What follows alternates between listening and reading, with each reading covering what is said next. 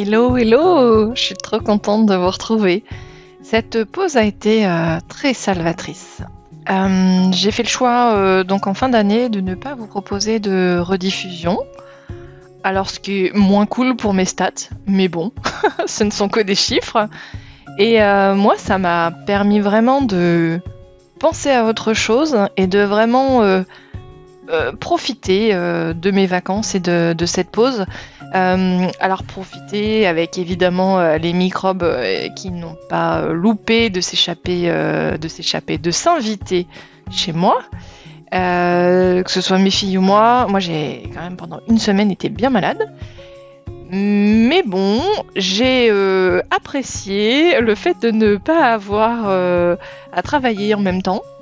Je me souviens, je crois que c'était dans l'épisode avec Rosen de Pottery with Soul, où je m'étais plainte un peu du fait que parfois tu n'as même pas l'occasion d'être malade en fait. Donc voilà, c'était appréciable de ce point de vue-là.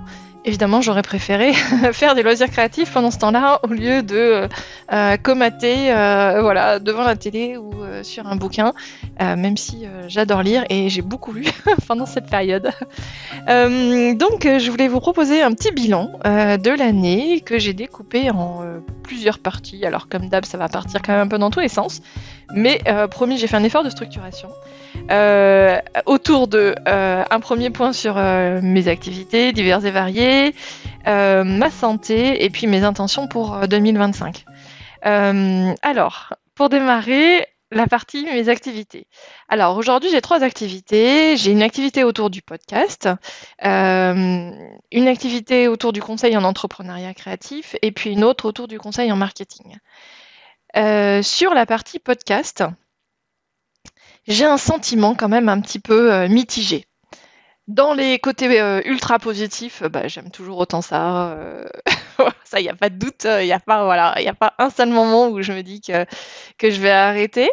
Voilà, je trouve ça toujours aussi génial de faire ces rencontres avec les invités et puis d'avoir vos retours. Je trouve qu'il y a quand même un petit peu moins de retours, un peu moins d'échanges, moins de partage sur Insta, etc. Bon, alors est-ce que c'est une évolution logique, classique? Je ne sais pas. On est aussi dans une période, bon, il y a une période de l'année, en fin d'année, où je pense que tout le monde en a un peu ras la casquette de tout. Il y a une consommation, enfin une proposition de contenu qui est juste gigantesque et donc il faut arriver à faire des choix et écouter des choses, avoir d'autres. Bref, donc une sursollicitation quand même très très importante pendant cette période-là. Mais voilà, si peut-être que j'ai trouvé que la fin d'année était encore plus difficile que les mois précédents. Mais quoi qu'il en soit, voilà, un peu mitigé parce que finalement il y a un petit peu moins d'échanges, un peu moins de retours, ce genre de choses. Voilà, des invités qui partagent pas les épisodes. Bon, ça, j'ai envie de dire, c'est classique. C'est pas tout à fait que ça me coule dessus maintenant parce que vraiment, je crois que je comprendrai jamais. Mais bon, voilà, c'est un classique. Et puis voilà, j'ai fait beaucoup d'épisodes finalement avec des anciens invités et j'aime bien. En même temps, j'ai pas envie de vous proposer que ça, mais franchement, je trouve ça hyper cool de savoir un peu ce qu'ils sont devenus en dehors de ce qu'on voit sur les réseaux si on les suit, quoi. Et voilà, donc je vais continuer là sur les prochains épisodes. Mon planning aujourd'hui, jeudi 9 janvier, 17h21, n'est pas encore très très construit. Mais il semblerait que j'ai des opportunités de sponsoring par plusieurs marques là depuis 2-3 jours. Et donc du coup, j'étais partie sur le fait de faire uniquement 2 épisodes par mois. Parce qu'en fait, je m'en sors pas à essayer de tout faire et de vivre de cette activité au sens large. Voilà, le temps que j'y consacre est trop important par rapport aux revenus que ça me génère. Donc j'arrive pas tout simplement à me dégager du temps pour faire des choses qui me rémunèrent. Et parce qu'il y a un truc d'importance, un détail d'importance, donc qui n'est pas un détail en réalité, c'est que mon indemnité France Travail / Pôle Emploi s'arrête en février. Donc je n'ai plus de choix, d'autre choix que voilà, d'arriver à vivre de mon activité et d'essayer de retrouver un niveau de rémunération proche de celui que j'avais en étant salarié. Et parenthèse, il faut gagner plus qu'en étant salarié parce qu'évidemment, on a plus de charges qu'uniquement les cotisations sociales, URSSAF et compagnie. Bref, je ne veux pas vous refaire un cours là-dessus, mais il faut payer sa propre mutuelle, sa propre prévoyance, sa propre cotisation volontaire à la retraite, etc. Bref, donc voilà. Donc j'en garde au final un très bon souvenir de cette année 2024 sur le podcast, des belles rencontres. Mais voilà, il y a toujours ce côté un petit peu rémunération, retour, reconnaissance qui parfois me manque. Et j'ai beau le tourner dans tous les sens, voilà, je vous avoue que des fois je suis un petit peu chagrinée, je pense que c'est le bon terme, contrariée. Voilà. Alors après, du coup, je me pose quand même des questions sur aussi ce que je suis en droit d'attendre. Enfin voilà, je me pose toujours beaucoup de questions autour de ça parce que à la fois j'adore animer ce podcast, c'est mon bébé, ça fait 5 ans et tout ça. Et voilà, et des fois je me dis ah mais à quoi bon voilà. Bon bref, j'ai pas du tout envie de me plaindre parce que c'est chiant d'entendre les gens se plaindre. Mais bon, sachez que voilà, c'est pas tout rose et que parfois vraiment ouais, je me dis que voilà, j'y passe beaucoup trop de temps par rapport à ce que ça me rapporte au sens large et je parle pas que d'argent. Donc voilà, ça c'est les jours où je suis pas très en forme et que je râle un petit peu, je peste, etc. Et je me dis mince, c'est la relation est déséquilibrée. Voilà, c'est peut-être ce côté-là, un peu de déséquilibre. Et puis, en fait, il y a plein de choses aussi où on se rend pas compte, mais à quel point ça prend du temps.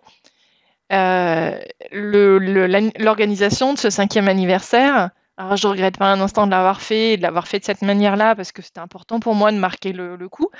Mais finalement, entre les concours, ça, vous êtes loin de vous imaginer le temps que ça prend. Et c'est normal, hein, mais voilà, ça prend quand même un temps fou d'organiser tout ça. En plus, avec toujours cette angoisse de me dire est-ce que j'ai bien géré le truc, est-ce que j'ai pas loupé un partenaire, un créateur qui voulait offrir quelque chose et que j'ai zappé. Alors ça, c'est toujours mon angoisse. Pareil sur les épisodes collaboratifs ou les libres antennes, ça me fait toujours flipper. D'ailleurs, sur une des libres antennes, c'est déjà arrivé. Bon. Donc voilà, et en fait, ça demande vachement de temps, d'organisation.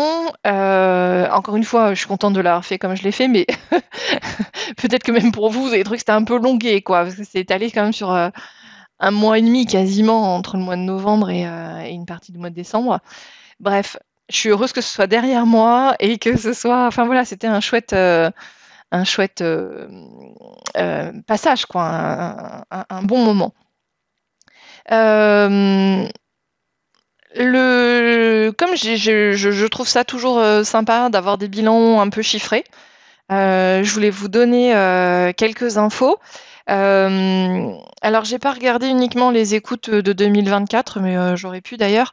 Mais globalement, il y a eu une super période avec un pic d'audience au moment du printemps, avec les épisodes avec Pauline de Léna Mouret et l'épisode avec Morgane jeudi. Donc ça, c'était visiblement des épisodes qui vous ont beaucoup plu. Donc on est entre 550 000, 600 000 écoutes depuis le début. J'arrive pas à être très à jour sur YouTube, il y a toujours un train de retard. Parce qu'en fait, il faut générer les épisodes dans des outils spécifiques pour faire de la vidéo.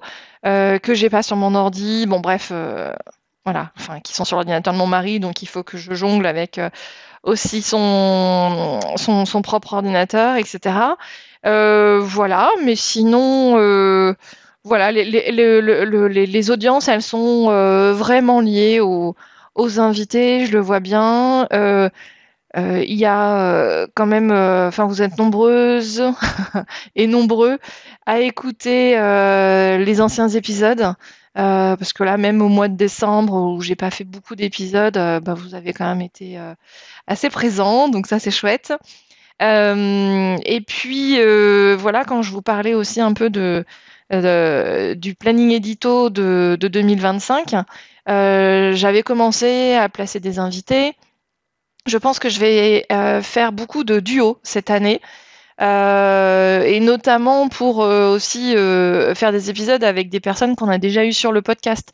Comme ça permet bah voilà, d'avoir aussi, de confronter un peu les expériences et tout ça. Et voilà, je trouvais que c'était pas mal. Donc, à voir si les personnes auxquelles je pense sont partantes pour faire des duos comme ça, parce que le principe, c'est que ce soit pas un duo déjà formé, quoi. C'est pas, par exemple, Fanny et Lucie de la Maison Naïve, c'est pas enfin, évidemment que c'est un duo, mais c'est pas un duo d'invités. Voilà. Et en fait, je voulais maintenant ne faire que 2 épisodes par mois. Donc, pour vraiment ne pas avoir tous les samedis quelque chose à diffuser.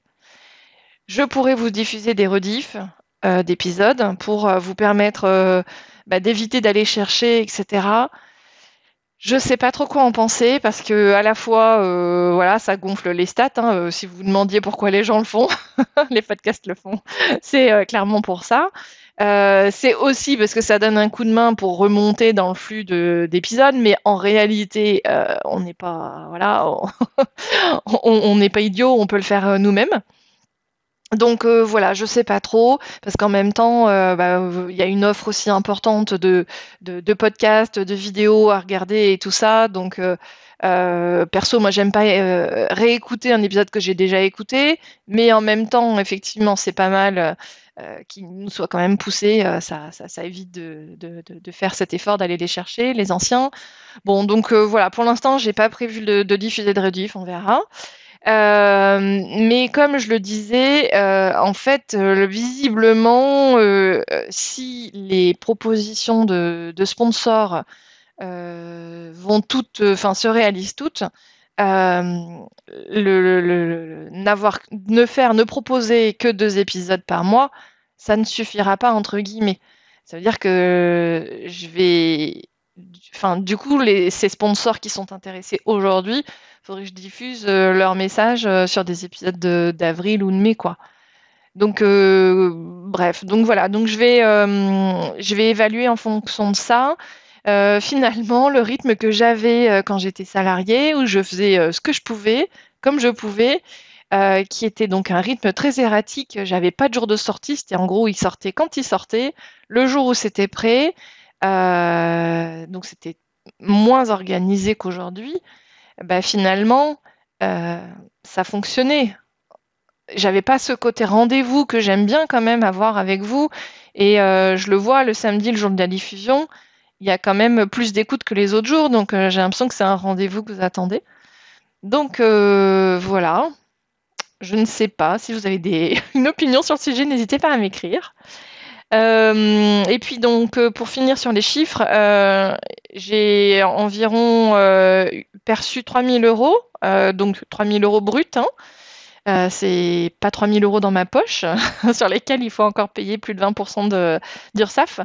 Et c'est en recul par rapport à 2023. J'ai clairement senti beaucoup moins de demandes de la part des marques sur 2024. C'est vraiment, enfin voilà, moi je l'ai senti très très fortement, ce manque, alors j'allais dire spontanément d'un manque d'intérêt. En tout cas, un resserrement dans les budgets marketing, ça c'est une évidence. Après, avant, c'est pas parce que j'étais sollicitée que les marques me disaient OK, go, je vais te donner de l'argent pour passer sur le podcast. Parce que quand je parle de demande aussi, c'est ça. C'est qu'avant, j'avais plus de demandes, mais pas forcément de demandes pour me dire j'aimerais parler à ta communauté, mais en te donnant 0 €. Ça, ça arrive quand même régulièrement.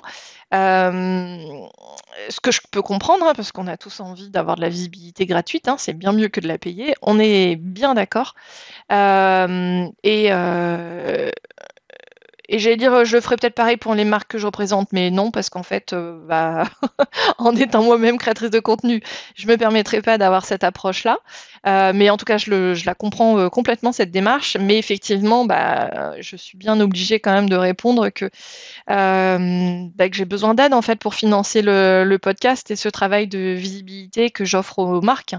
Là, en 2024, donc les sponsors de faits main sur 2024 pur, il y a eu Crazy Cat Transfer, donc qui propose des thermocollants et des adhésifs pour du textile par exemple, et le CSF, hein, le Salon Création et Savoir-faire. Et en épisode sponsorisé, donc financé par la marque, il y a eu mes ateliers DIY avec Sarah. Voilà, et les autres sources de revenus, c'est les dons PayPal ou les dons Tipeee, et puis le club fait main. Et le club fait main, j'ai eu 8 membres payants. Voilà, voilà. Vous voyez, 2 et 2, ça fait 4, etc. Là, 3 000 € de rémunération. J'avais calculé pour une de mes dernières newsletters, j'avais calculé le taux horaire et je crois que ça faisait 2 fois moins que le SMIC ou un truc comme ça. Bref, voilà. Donc j'ai pas besoin de vous faire de dessin. Normalement, vous avez compris que ça marche pas. Quand voilà, moi j'y passe quasiment la moitié de ma semaine quand je fais un épisode par semaine. Donc voilà. Donc c'est toujours un peu délicat parce qu'à la fois j'ai pas envie de me plaindre. Voilà, parce que c'est chiant de se plaindre, d'entendre des gens se plaindre. Et en même temps, la réalité, je trouve que c'est pas mal de l'entendre. Et donc, voilà, c'est pas évident. Alors, le média podcast, de manière générale, c'est un média encore neuf et pour lequel les marques ont encore du mal à se projeter, ce qui n'est pas illogique, hein, mais voilà, c'est du boulot et à partir du moment où on veut être visible sur un podcast qu'on apprécie ou de manière voilà, purement opportune, finalement, c'est un peu logique de payer, mais voilà, c'est encore pas, pas complètement dans les mœurs. Et puis, j'ai répondu à un commentaire qu'une auditrice avait fait sur YouTube qui était intéressant et qui me disait, mais je crois que c'était dans l'épisode avec Camille Souleyrol, il me semble, hein, qui disait, mais tu devais bien t'en douter que le modèle économique, c'était forcément une rémunération par les marques, etc. Enfin, voilà, qui globalement me disait, tu aurais dû l'anticiper dans ton modèle économique pour ton business.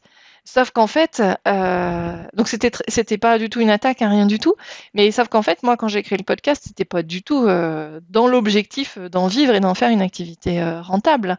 Donc finalement, c'est pas aujourd'hui, c'est pas choquant de ne pas arriver à en vivre parce que je pense que les podcasteurs en France qui arrivent à en vivre, ils sont quelques dizaines.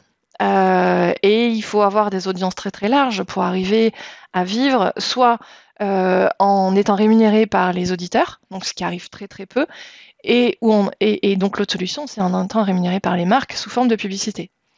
Voilà, donc c'est pas étonnant que ça ne fonctionne pas plus, mais c'est un petit peu rageant de se dire voilà, on fait un boulot important en termes de quantité de travail, visiblement qui plaît, mais en face, bon, c'est un petit peu décevant en termes de résultats purement économiques. Et ça ne, enfin, encore une fois, je pourrais dire bon très bien, c'est pas grave, peu importe. Mais aujourd'hui, je suis comme vous, j'ai besoin d'un salaire à la fin du mois en fait. Donc voilà. J'ai été, je pense, très longue, trop longue, mais comme ça, vous avez un peu une, une vision précise du sujet et vraiment je me triture le cerveau dans tous les sens très souvent à propos du podcast, quoi. Et donc, il y a quand même un truc que j'ai pas dit, c'est que je sais très bien que ça me génère des opportunités à d'autres niveaux. Donc ça, j'en ai bien conscience, mais c'est vrai que j'ai eu vachement de mal, et je pense que là, j'y suis arrivée, j'ai eu vachement de mal à passer le cap de ça doit être une activité rémunérée à part entière. Aujourd'hui, je pense que j'ai dépassé un peu ça en me disant, ok, ça ne le sera pas. Limite la casse, entre gros guillemets. Hein, encore une fois, je ne vais pas à l'usine. Hein, c'est quand même... voilà, je suis très contente de ce que je fais. Mais limite la casse et vois ça comme un apport d'affaires sur d'autres choses. Mais donc, ça veut dire que voilà, je ne peux pas y passer la moitié de ma semaine, c'est juste pas possible. Je ferme la parenthèse sur la partie podcast. La deuxième activité, c'est autour du conseil en entrepreneuriat. Donc ça, putain, ça fait déjà 20 minutes, pardon, excusez-moi, en plus, je suis vulgaire. Donc l'activité autour du conseil en entrepreneuriat, donc ça comprend ma formation audio, copilote, mes ateliers en ligne ou en physique, les cahiers d'activité et puis la vente de mon livre. Ça, je suis plutôt satisfaite de la manière dont ça a démarré. Alors le livre, j'en avais déjà vendu une centaine en 2023. Là, j'ai dû en revendre entre 40 et 50 à peu près. Il m'en reste 14. Si vous les voulez, ils sont à vous. Voilà, donc dédicacés. Et parce que c'est toujours un risque en fait d'acheter son propre livre, c'est qu'il faut arriver à le vendre parce que nous on l'a acheté en amont et donc moi les miens, ces exemplaires-là, je les ai déjà payés au mois de mai quand j'ai fait ma dernière commande. Voilà, donc c'est toujours une petite pression de se dire mince, est-ce que je vais arriver à tous les vendre? Donc là 14, je suis plutôt rassurée. Mais quand il m'en restait 30, je vous avoue que je commençais un petit peu à paniquer. Le gros de cette activité, c'est vraiment Copilote, cette plateforme de formation que j'ai créée et que j'ai lancée au mois de septembre. J'adore ça. Vraiment, je le savais avant de démarrer, j'avais déjà fait de la formation, de l'enseignement. Je viens en plus de là, hein, ces 6 dernières années, quand j'étais salariée, je baignais dans ce monde de la formation professionnelle, de l'e-learning, etc. Donc, je connais quand même très très bien le sujet, à la fois d'un point de vue pédagogique et du point de vue vente, commercialisation d'une formation. Voilà, notamment sur le modèle économique, est-ce qu'on vend sous forme d'abonnement ou du one-shot, etc. D'ailleurs, il est probable que je fasse évoluer un petit peu justement le modèle éco et pour me tourner vers l'abonnement, même s'il y a un certain nombre de limites autour de l'abonnement. Bref, donc aujourd'hui j'ai une quinzaine de membres payants sur Copilote et avec une centaine de personnes qui sont en test. Ils testent, enfin je dis ça pour si vous avez envie de tester. En fait, j'ai mis à disposition une quinzaine d'audios gratuits. Il y en a pour tous les goûts. J'en ai mis beaucoup en marketing, j'en ai mis aussi en vente et puis dans la partie organisation, état d'esprit. Voilà, il y a des sujets sur vraiment la partie vente, prospection, le référencement naturel, l'emailing. Voilà, je vous ai pas mis les audios les moins intéressants, quoi. Vraiment, en gros, j'ai mis le paquet, quoi. Voilà. Donc ça, je suis plutôt contente de la manière dont ça démarre, même si évidemment, j'aurais aimé en vendre 50 tous les mois. La réalité, elle est autre parce que, bah, déjà, ça représente quand même, quelques centaines d'euros. Alors là, le prix aujourd'hui, c'est 250 €. Donc c'est pas quelques centaines, mais c'est quand même pas anodin. Et en même temps, il y a quand même une offre assez large. Et puis, donc aujourd'hui, j'ai plus de 9 heures, je crois que c'est 9h45 de contenu audio, des fichiers à télécharger, des quiz, etc. Donc c'est déjà assez dense. Et ma promesse, c'est de continuer tous les mois à l'alimenter.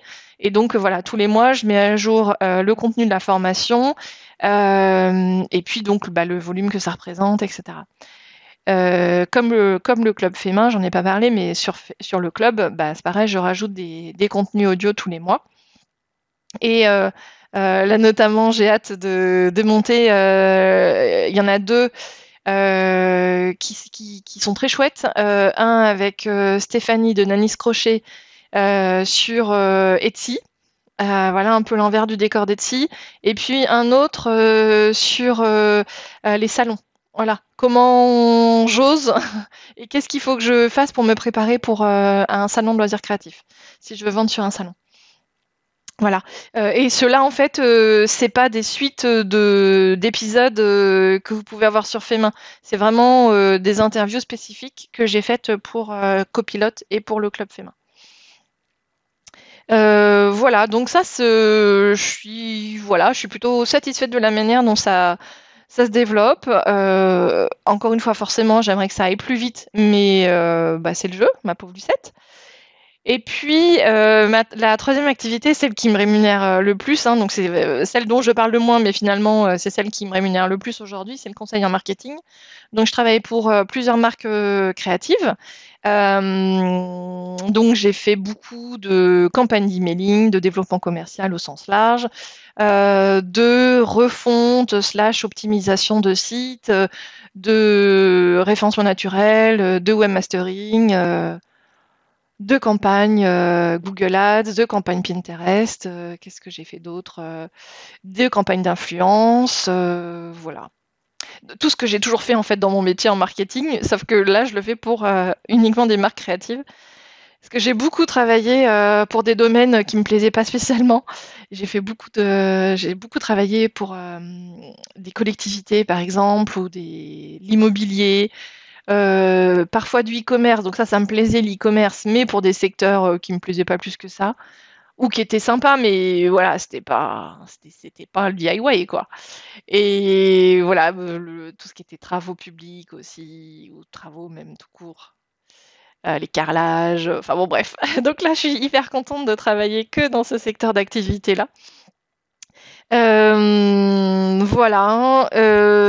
Donc ça se passe franchement hyper bien. Mais bah, c'est aussi le lot de tous les freelances, hein, c'est de se rendre compte en fait, bah, forcément qu'il y a des contrats qui s'arrêtent. Donc ça a été un peu régulier toute l'année.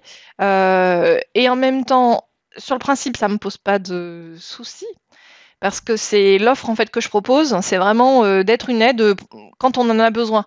Donc ça me choque pas que à un moment donné on n'ait plus besoin de moi et que du coup la mission soit en stand-by ou elle s'arrête complètement. C'est pas tellement choquant, mais du coup ça veut dire que moi il faut que je m'adapte à ça. Ça veut dire aussi là ça peut vous intéresser si vous êtes dans la prestation de service aussi, bah, enfin quelque part vous le savez déjà. On est limité sur le volume d'heures qu'on peut facturer parce que bah, on n'a que, admettons, 7-8 heures de travail par journée et évidemment, on facture jamais 100% de notre temps. Et puis la limite aussi, c'est bah, quand on est en congé, et ben, il ne se passe rien. Moi, je facture à l'heure, la très grosse majorité de mes contrats. Donc si je ne travaille pas, je ne peux pas facturer. Et quand mes clients sont en vacances ou sont absents, malades, ce qu'on veut, et ben, je ne peux pas non plus travailler avec eux. Donc voilà, donc ça c'est les limites de l'exercice, mais bon, c'est le jeu. Il y a un autre jeu aussi, c'est que bah, j'ai eu mes premiers impayés avec plusieurs clients. Voilà, c'est des situations un peu désagréables de ne pas avoir de visibilité ou d'aller réclamer son argent. Alors ça, je trouve que c'est vraiment chiant. Les gens qui ne payent pas à temps n'imaginent pas à quel point c'est pénible de réclamer son argent. Et en même temps, tout le monde paye bien des factures, donc bon bref. Donc voilà, ça s'est arrivé dans plusieurs cas, donc c'est la partie la plus pénible évidemment. Mais bon, tout ça, ça s'est équilibré. Et puis, en fait, les mois où j'ai eu moins de missions, bah, finalement, c'était pas plus mal parce que j'ai pu travailler sur ma formation copilote. Donc ça, c'était plutôt chouette. Et parce que, en fait, copilote, je l'ai beaucoup fait avancer finalement au départ sur mon temps de week-end. Parce que j'arrivais pas la semaine à prendre le temps. Parce qu'il fallait que je travaille pour mes clients ou à sortir les épisodes, etc. Donc, j'arrivais pas à prendre le temps d'avancer sur Copilote. Là, depuis que je l'ai sorti, parce qu'évidemment, le gros du travail, c'était quand même pour sortir Au départ, j'avais 7 heures. j'avais, je crois, une soixantaine ou une cinquantaine d'audios. Donc il faut quand même les sortir à chaque fois. Voilà, un audio de copilote, c'est entre 3 minutes et 18 ou 20 minutes, selon les sujets. Donc voilà, ça fait du taf. Mais voilà, donc là je suis contente, je trouve ça cool que ce soit lancé. Voilà, évidemment, j'adorerais faire ça à temps plein que copilote, mais je- euh, à la fois ça n'arrivera pas pour des raisons économiques, et à la fois c'est pas non plus souhaitable parce que pour moi c'est indispensable de continuer à faire ce que je fais au quotidien avec mes clientes en marketing. Euh, Parce qu'il faut continuer à faire en fait. Alors je pourrais ne pas pendant 3 mois faire de campagne Google Ads, ça va pas changer la face du monde. Mais par contre, je suis quand même obligée quelque part de continuer à faire moi-même les actions et pas à rester que dans le conseil, parce que les choses évoluent quand même assez vite. Donc voilà, c'est hyper important que je continue à utiliser, enfin voilà, je vais dire des outils en particulier, mais toutes les plateformes d'administration de sites, d'emailing, que sais-je. Enfin voilà, il faut de toute façon que je fasse aussi et pas que pour moi. Parce qu'en fait, si je faisais les actions que pour moi, par exemple, moi j'ai pas envie d'aller sur Pinterest. Pour moi, mon activité avec Femin, donc ça veut dire que je pourrais pas proposer cette prestation-là, ou je serais pas très à l'aise de la proposer, ou de vous accompagner dessus dans le cadre de copilote, ou sur des missions de coaching en particulier ponctuelles, etc. Donc voilà, c'est cette diversité de missions que j'adore. Et voilà, et de jongler entre un petit peu tout. Si je vous racontais ma journée, je n'ai fait que ça, que de jongler entre un coup de webmastering, un coup une réunion avec un nouveau client entre guillemets avec lequel je vais travailler davantage cette année. Voilà, un peu de fait main, un peu de, enfin voilà, c'est un gros puzzle. Que veut dire d'autre? Mes projections pour 2025, bah, j'aimerais bien atteindre une centaine de membres sur Copilote, ça serait chouette. Et aussi, pour tout vous avouer, pour montrer à mon mari que il a tort. Lui, il est persuadé que voilà, parce que c'est une niche, hein, mais une niche ultra niche en fait, et que jamais j'atteindrai ce volume de clients sur Copilote. Donc voilà, j'ai bien envie de lui montrer qu'il a tort. Et puis sur le club Fémin, j'aimerais bien avoir une cinquantaine de membres, ça me ferait plaisir. C'est voilà, c'est un soutien. Pour info, c'est 5 euros par mois ou 50 euros l'année. Donc voilà. Et puis ce qui est trop rigolo, c'est qu'en fait ce début d'année, donc on est le 9 janvier, j'ai recommencé à travailler lundi 6. Ça a démarré, mais sur les chapeaux de roue. Alors, avec 2 rendez-vous qui étaient déjà prévus, et j'ai commencé mon lundi 6 avec 2 rendez-vous tout de suite. Enfin, ça m'a fait rire parce que genre, les gens sont au taquet, alors que moi, j'aurais bien démarré beaucoup plus largement, beaucoup plus tardivement. Et, euh, et en fait, donc ça, c'était déjà des choses qui existaient avant, enfin, qui étaient bouclées sur décembre. Et là, il y a eu deux, trois opportunités nouvelles depuis lundi. Et ce qui est trop rigolo, c'est que j'aurais enregistré ce bilan fin décembre. J'aurais pas du tout eu la même énergie. Alors d'une part parce que bon, bah, il y a la fatigue de fin d'année, je vous fais pas le tableau. Et en même temps, parce que j'avais franchement pas grand-chose dans le pipe. Ça, c'est un terme de commercial. J'avais rien dans les tuyaux, quoi. Et donc, mon bilan, ça aurait été bon, bah, j'ai pas vraiment de projet pour 2025, si ce n'est continuer ce que je fais et voilà, et saisir les opportunités quand elles arrivent. Mais sinon, et franchement, j'avais rien, quoi. Et là, 3 jours après le début de l'année, il y a déjà pas mal de choses. Alors, c'est que des choses c'est un peu, je sais pas si vous vous souvenez j'avais déjà dû l'évoquer dans un épisode. Quand j'ai eu l'opportunité d'écrire mon premier livre, mon entreprise créative, ça m'avait fait halluciner parce que d'un coup, j'allais écrire un livre, alors que 5 minutes avant de recevoir cet email, Ce projet n'existait pas. Et moi, c'était tellement un projet dont je rêvais, que ça m'avait fait halluciner de me dire, attends, il y a 5 minutes, il se passait rien dans ma vie, entre guillemets, et 5 minutes après, et ben bim, je vais écrire un livre. Et là, en fait, ça me fait un peu ce sentiment-là, se dire, bah, en décembre, j'avais un peu le moral dans les chaussettes et tout ça. Enfin, pas tous les jours, mais certains jours, je vais, pouf, ok. Et là, en fait, bah, il y a pas mal de choses qui se bousculent. Alors, je sais très bien que tout ne va pas se faire, mais ça me fait assez halluciner de me dire, il s'est rien passé de plus. En plus, j'ai absolument pas été visible pendant les fêtes de fin d'année. Toujours pareil, surexposition de contenu, etc. Et en fait, là, visiblement, il se passe des choses. Bref, donc c'est pas pour dire quoi que ce soit par rapport à moi, c'est par rapport à vous. Quand aussi vous broyez du noir parce qu'en fait les choses avancent pas, etc., bah, ça se trouve en fait dans 5 minutes vous allez recevoir un email qui peut changer des choses. Alors on est d'accord, c'est pas un email qui va faire que vous allez gagner 100 000 euros dans l'année. Enfin, j'aimerais bien, mais je crois pas que ça existe. Ou alors le contrat du siècle. Donc voilà, et en fait là c'est une somme de petites choses qui fait que je me dis bah c'est cool en fait. Voilà, donc il y a 5 minutes il y avait rien, 5 minutes après, ah bah en fait il y a des nouvelles opportunités. Encore une fois, toutes les opportunités ne finissent pas par un projet qu'on peut facturer, sur lequel on va gagner quelque chose, que ce soit de la visibilité ou de l'argent, etc.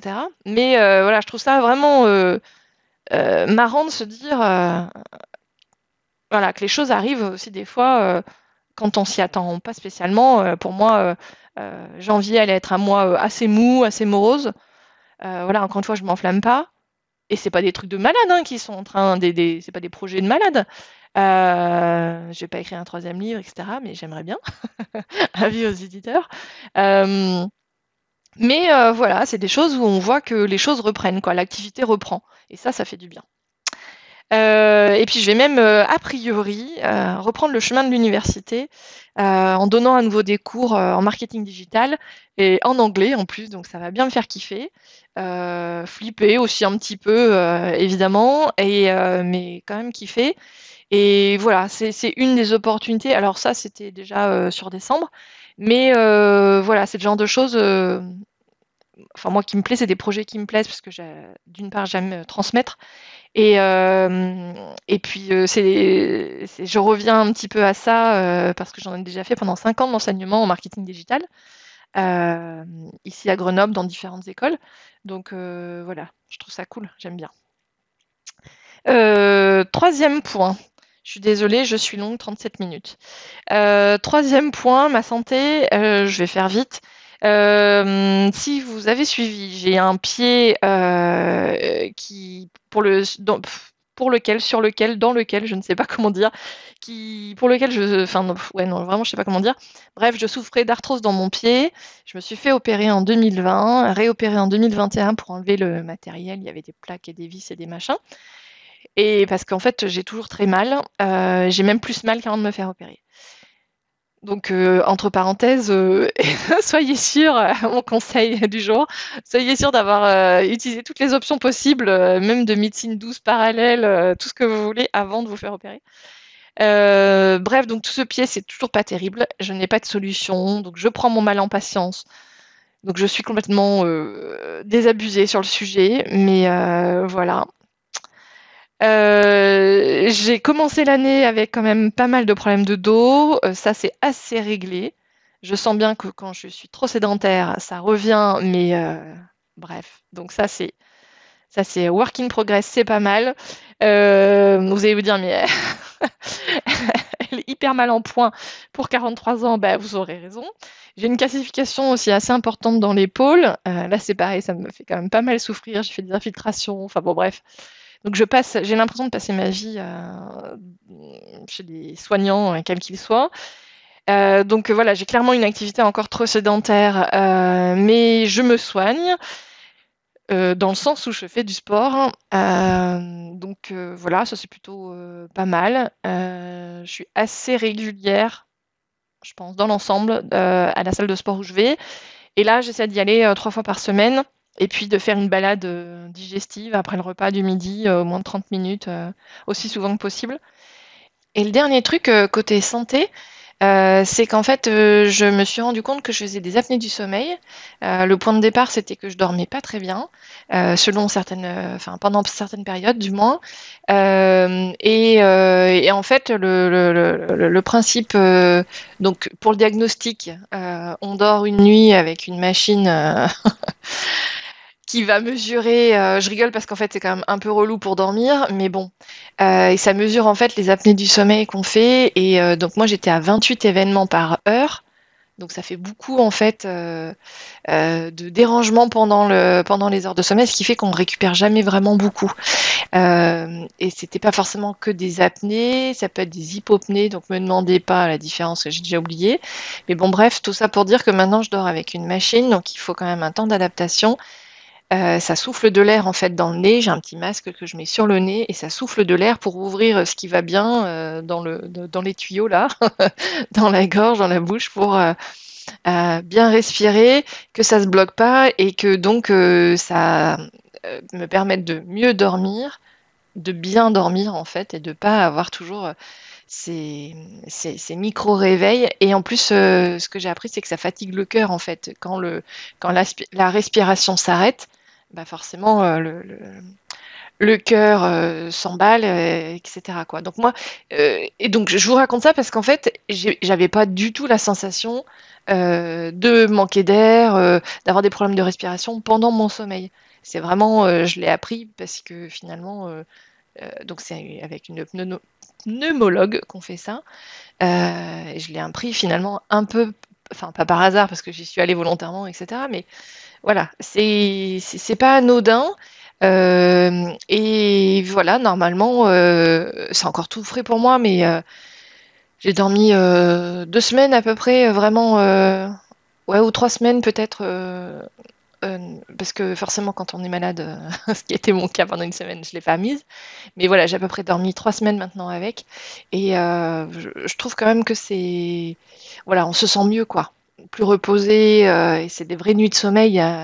Voilà, il peut y avoir toujours des micro-réveils parce que bah, il faut quand même dormir avec la machine. Alors ça fait pas spécialement de bruit, mais c'est un peu, enfin voilà, faut s'habituer, quoi. Voilà, donc en tout cas, si ça vous questionne aussi votre sommeil, si vous vous sentez fatigué, alors ce que moi je trouve compliqué, c'est qu'on ne sait pas forcément si on est fatigué, parce que en fait c'est fatigué par rapport à d'autres fois bah, par exemple, si vraiment on a fait des nuits pourries, bon bah on sait qu'on va être fatigué la journée, etc. Mais sinon, avec un rythme à peu près normal de sommeil, des fois on se rend pas compte, mais oui, on est sans doute plus fatigué que ce qu'on pourrait l'être si on avait dormi correctement. Et évidemment, on le sait tous, le sommeil c'est hyper important. Et puis côté santé mentale, je suis toujours accompagnée par une thérapeute. C'est pareil, ça fait un peu plus d'un an. Je vois une autre personne là que j'aime mieux, avec laquelle je me sens plus en affinité, une fois par mois environ. Et voilà, ce que je trouve cool, c'est que ça me permet de vider mon sac et de challenger un peu mes réflexions internes, où c'est pas toujours évident de se confier à son partenaire. Il y a des choses que je vais dire à mon mari et puis d'autres où j'ai besoin que ça mûrisse un peu avant d'en parler, etc. Et puis on n'a pas forcément toujours envie de, enfin, on a l'impression un peu des fois de saouler nos amis proches. Donc voilà, donc de ce point de vue-là, je trouve ça vachement, vachement bien et je vous invite à le faire aussi si vous en ressentez le besoin. Et pour conclure, mes intentions pour 2025, euh, j'ai envie de continuer à me former en IA, en intelligence artificielle. C'est un sujet sur lequel j'ai pas été très active ces derniers mois, ces dernières semaines.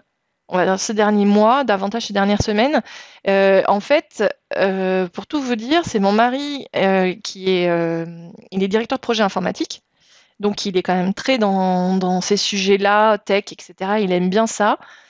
Et, euh, et il s'intéresse de plus en plus à l'IA. Et donc, bah, par la force des choses, il m'en parle beaucoup. Et donc, voilà, on se documente pas mal sur le sujet. Et c'est fou l'importance que ça va avoir dans les années à venir, et déjà maintenant tout ce qu'on peut faire, si on le considère bien comme ça doit être considéré de mon point de vue comme un assistant. C'est-à-dire que j'ai pas du tout l'intention de laisser une IA faire mes épisodes, etc.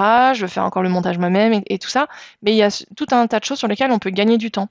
Et on n'en est qu'au début. Donc je trouve que c'est pas mal de prendre le train en marche avant qu'on soit un peu dépassé et de voir aussi comment on peut l'utiliser. Parce qu'on peut avoir peur de l'IA et c'est normal et moi aussi, hein, clairement. Mais en même temps, je crois qu'on n'a pas le choix que de s'adapter. Donc voilà. J'aimerais bien me former aussi en gestion financière. Ça, c'est un sujet avec lequel je suis plutôt déjà à l'aise, mais forcément, j'ai sans doute encore des choses à apprendre. J'avais trouvé une formation cool à faire, mais c'était sur 3 mois et quand même avec un rythme assez important et donc difficile. Là, déjà, j'arrive pas à faire tout ce que je veux, donc en plus de mettre ça en plus, c'est compliqué. Donc voilà, peut-être qu'à un moment donné ou peut-être dans l'été, j'arriverai à faire ça. Je veux continuer à kiffer le podcast. Comme je disais tout à l'heure, arriver vraiment à ne plus le percevoir comme une source de revenus à tout prix. Voilà. J'étais quand même bien dans cette idée-là et en fait, je crois vraiment qu'il faut que j'arrête et trouver un meilleur équilibre. J'aimerais continuer d'animer un max d'ateliers en live. J'ai fait combien j'ai fait d'ateliers au CSF? J'avais pas toutes les sessions qui étaient remplies, donc certains créneaux, j'en avais pas, mais j'ai dû faire, je sais pas, 6 ou 7 ateliers. Vraiment, c'était hyper chouette. Moi, j'adore ça, de toute façon, transmettre mes compétences, que ce soit en cours, donc à l'université, comme je parle, enfin, comme ce que je disais tout à l'heure, sur Copilote ou en atelier live, etc. J'adore ça. Donc là, mon ambition, alors je voulais faire sur le mois de janvier, mais je pense que ça va être, enfin, je vais le décaler un petit peu et en même temps, je veux faire ça sur toute l'année. Je veux vraiment vous proposer des ateliers toutes les semaines. Certains seront gratuits, d'autres seront payants, etc. Enfin voilà, essayer de jongler un petit peu avec tout ça, sans engagement. Vous venez quand vous avez envie, si le sujet vous semble pertinent pour vous, etc. Donc voilà, ça, j'ai hâte de mettre ça en place parce que je trouve que c'est des formats hyper intéressants. Enfin voilà, hyper cool. On n'a pas besoin d'être 150. Ça sera donc sans doute à chaque fois en petit comité, mais c'est ça qui est bien parce que du coup, vous pourrez vraiment poser vos questions, etc. C'est vraiment un moment d'échange. Donc voilà, et à chaque fois sur des thématiques précises. Et derrière mon idée et mon objectif, c'est de continuer à vous aider à vivre de votre passion pour les arts créatifs. Ça, c'est vraiment un truc que je trouve hyper intéressant. Euh, Ça m'a toujours, enfin, j'ai beaucoup toujours, c'est pas français. J'ai toujours été très sensible, et encore plus, je pense, au fur et à mesure des années qui passent, euh, à- par rapport au fait qu'il y a plein de gens en fait qui sont un peu désespérés dans leur boulot. Ça m'est arrivé aussi, et de pas avoir le sentiment d'être au bon endroit, à la bonne place, au bon moment, etc. Et j'ai envie en fait de vous aider à pas subir votre activité professionnelle, quoi. Il y a plein de gens, enfin voilà, vous en connaissez sans doute ou peut-être que ça vous concerne directement, qui vraiment vont au boulot en étant pas bien. Et donc voilà, c'est vraiment c'est ce qui m'anime, quoi. Et donc si je peux aider, si je peux contribuer à aider à ce que vous vous lanciez de manière sereine ou que vous développiez votre activité existante de manière sereine, épanouie, voilà, comme vous le souhaitez, bah franchement c'est cool, quoi. Voilà, c'est vraiment ça qui m'anime. Donc voilà, c'est mes intentions pour 2025. Continuer, moi, à me former sur des sujets que je connais moins et en même temps vous accompagner pour celles qui le souhaitent sur cette partie marketing au sens large, d'entrepreneuriat créatif, de développement commercial. Etc. Et encore une fois, donc sur des sujets bien plus larges, parce que sur Copilote, il y a aussi une partie évidemment admin, juridique, finance, organisation, état d'esprit, etc. Voilà, j'ai été longue, comme d'habitude, mais si vous êtes encore là, merci. Je vous ai pas dit bonne année, tiens. Bah alors? Bon, en même temps, peut-être que vous l'avez déjà lu sur Insta. Euh, Évidemment, je ne saurais que trop vous conseiller de créer, de sortir un truc pour faire quelque chose de vos mains. Une belle phrase, hein. Sortir un truc pour faire quelque chose. Mais surtout, voilà, avec vos 10 doigts, avec votre cerveau, pour lâcher prise. Enfin, ou du coup, sans votre cerveau, parfois. Et voilà, j'ai une notif, ma fille qui a perdu son parapluie. Ça me perturbe. Et donc, voilà, je crois que c'est toujours la solution, finalement. Et je l'applique à moi-même de plus en plus. Dès que ça va pas, que je rumine, que je sais pas quoi, en fait, il faut que je sorte un truc pour créer. Et je vous en ai peut-être, enfin, je vous en ai déjà parlé, je sais pas si vous étiez là quand j'en ai parlé.